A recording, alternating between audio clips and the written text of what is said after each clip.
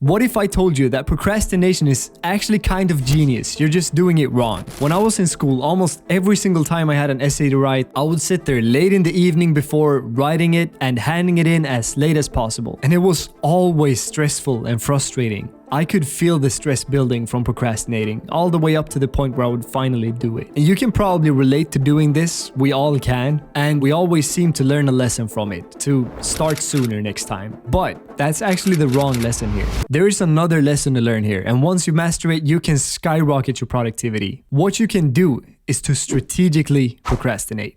Let me explain. You may have heard about Parkinson's law before, which says that any task will always expand to the amount of time you have given to it. And this is why when you're supposed to write an essay for 2 months and you start right away, it's a big project that takes 2 months. While if you wait until there's 1 day left, you sit there and write like a maniac and manage to somehow magically turn it in on time. You're actually really effective on this last day, and there's a reason for this. You work with much better focus than you normally would. You're in a complete flow state because you know you have to get it done. Nothing distracts you. And this kind of work, even though it's not quite optimal to do it while you're stressed, it's actually kind of satisfying to be in a flow state, working deeply and effectively for hours on end. So in a weird way, you were actually kind of saving time by procrastinating here. Instead of spending 2 months on this project stressing and writing a little bit all the time and staying distracted because you had other things to do, instead of that huge 2-month task, you just sat down with complete focus and finished it in a day because of Parkinson's law. But alright, honestly, it's not a good idea to procrastinate uncontrollably. But imagine if there was a way to utilize this, to get into that deep flow state for hours or maybe even a whole day,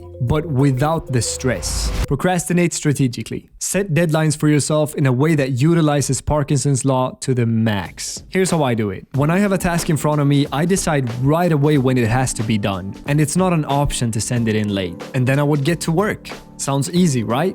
Well, maybe, but it becomes difficult when you're drowning in 100 different tasks, which most of us are from time to time. So what I would recommend is to have some sort of weekly process, an hour or so every Monday or maybe every Sunday, where you just create a rough plan for the upcoming week. This utilizes Parkinson's law to the max. You decide that you need to have these things finished those days, and then you somehow magically will. Instead of having that long period of stress and procrastination followed by a very short period of intense work in the end, you just jump directly to that end period. So here's a little golden rule for this. Whatever it is you do, everything needs to have a deadline.